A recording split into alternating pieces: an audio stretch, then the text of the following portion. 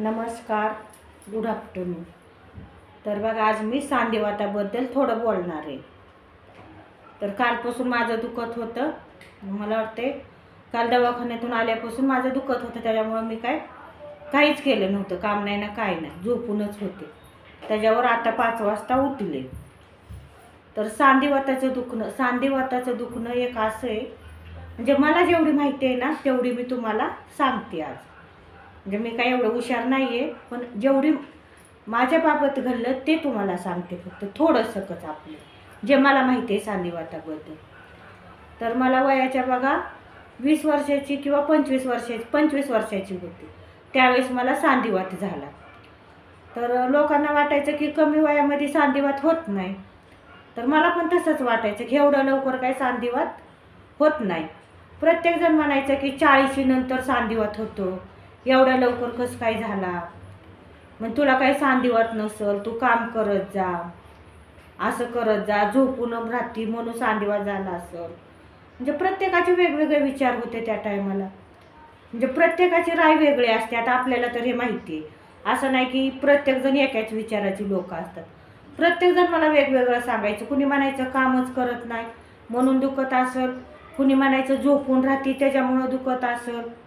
पण आता तुम्ही सांगा, 25 वर्षाची बाई कधी झोपून राहील का? नाही.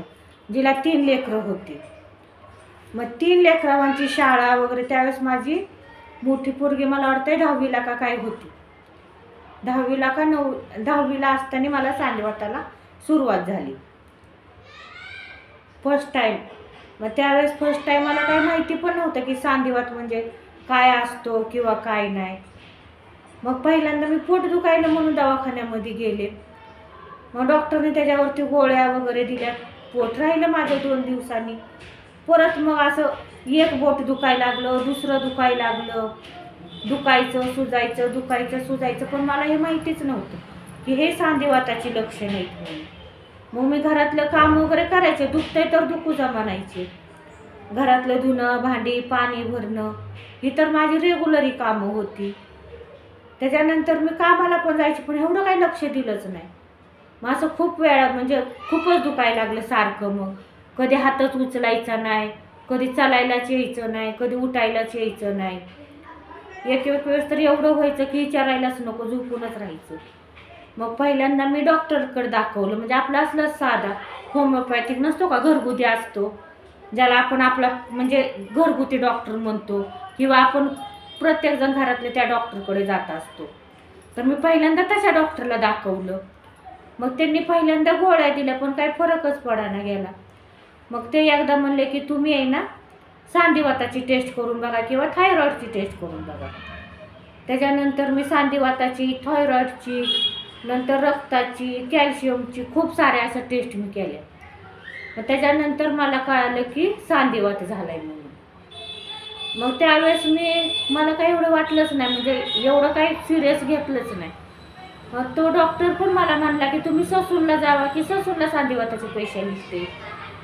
पण ससून म्हणल्यावर मी घाबरून गेले, त्याच्यामुळे कधी मी ससूनला गेलेच नाही. मग ज्यावेळेस जास्त झालं, एवढं जास्त झालं, त्याच्यानंतर एक 5-6 वर्षांनी हे काय विचारायलाच नको. म्हणजे झोपूनच वजन वाढलं. नंतर तुम्हाला सांगते बीपीचा त्रास व्हायला लागला. त्याच्यानंतर कुठं मी ससूनला गेले आणि तिथं तपासल्यावर मला कळालं की सांधिवात आहे म्हणून. त्याच्यानंतर मी रेग्युलरी गोळ्या चालू केल्या. मग रेग्युलरी गोळ्या चालू केल्याच्या नंतर जरा फरक पडला मला, नाही का. फरक पडला म्हणजे खूपच सारा फरक पडला. मी आता घरातलं अख्खं काम करू शकते सगळं म्हणजे. आणि मेन म्हणजे माझा पॉईंट कसा राहिला की जास्त दुखणं, किती जरी दुखायलं तरी मी कधी झोपून राहिले नाही. उठून घरातलं काम करणं, फिरणं, जेवण टायमावर करणं, सगळं म्हणजे जिथल्या तिथंच. गोळ्या वगैरे टायमाला घेणं. कधी मला असं आठवत नाही की मी कधी 1-2 दिवस झोपून राहिले, कधीच नाही. दुखलं की तेवढ्या पुरतं एक आपलं 2 तास झोपायचं किंवा 1 दिवस झोपायचं, त्यानंतर दुसऱ्या दिवशी उठायचं. तर हा माझा सांधिवातावरचा अनुभव. त्याच्यामुळे लोक बोलतात म्हणून असं हे करू नका तुम्ही की लोक बोलतात मग कमी वयामध्ये मला सांधिवातच नसल. त्याच्यापेक्षा तुम्ही तपासण्या करा. कारण सांधिवाताला ही वयाची अट नसती, हे मेन म्हणजे पहिलं लक्षात ठेवा. असं नाही की 40 नंतरच सांधिवात होईल, हे कधीच नाही आहे. सांधिवात हा जन्मता पण होऊ शकतो आणि म्हातारपणी पण होऊ शकतो. त्याच्यामुळं जर तुम्हाला डॉक्टरने सांगितलं की सांधिवाताची तपासणी करा, तर तुम्ही दवाखान्याला न घाबरता जिथं डॉक्टर असतील स्पेशालिस्ट वगैरे तिथं जाऊन तुम्ही पहिली सांधिवाताची तपासणी करा. त्याच्यानंतर मग इलाज चालू करा. आणि कधीच बसून राहू नका. जर बसून राहिला तर जास्त दुखणं वाढतं. त्याच्यामुळं हिंडून फिरून राहावं. आता माझं वजन आहे तरी पण मी काय बसून राहत नाही. तुम्हाला वाटेल की ह्या बाईचं एवढं वजन आहे, ही बसून राहत असेल, तर माझं तसं काही पण नाही आहे. मी कधीच तुम्हाला बसून राहिलेलं दिसणार नाही. माझं काम रेग्युलरी चालू असतं. निदान घरातलं काम म्हणा, भाजीला आणायला जायचं.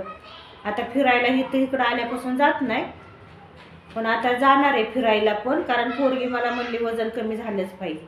त्याच्यामुळे मी आता काय फिरायला पण चालू करणार आहे. कसं नवीन एरिया असल्यामुळं काय मी कधी फिरायला गेले नाही. तर जुन्या ठिकाणी जात होतो संध्याकाळचं बागेत वगैरे, पण काही कारणामुळं मी काय फिरायला गेलेच नाही. पण आता वजनाकडे जरा लक्ष देणार आहे, फिरायला जाणार आहे मेन म्हणजे.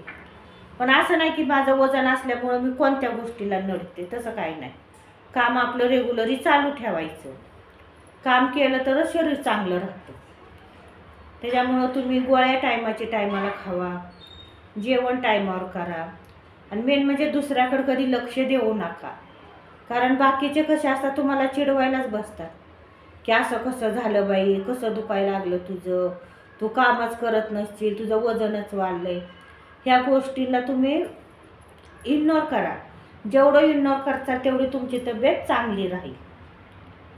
तर एवढंच बोलते, कारण जास्त म्हणजे माहिती नाही. आता काहींचे म्हणजे कॅल्शियमची कमी असते, कॅल्शियमच्या कमीमुळं तुमची हाडं ढिसूळ होतात, म्हणून ते पण तपासणी करा. कारण म्हणतात 30 नंतर शरीरातलं कॅल्शियम खूप कमी होतं. आता आमचं काय लवकरच झालं म्हणा, का तर आमची लग्न लवकर झाली होती, लेकरं लवकर झाली, त्याच्यामुळं आमच्या शरीरामध्ये कॅल्शियम काय राहिलं नाही. तर 30 नंतर प्रत्येकानं कॅल्शियमची ही चेकअप करायलाच पाहिजे, जेणेकरून आपल्या शरीरातलं कॅल्शियम हे व्यवस्थित राहील. तर चला मग, आज माझा सांधिवातावरचा एवढा छोटासा ब्लॉग तुम्हाला कसा वाटला ते मला कमेंटमध्ये नक्की सांगा. तर बाय, नमस्कार.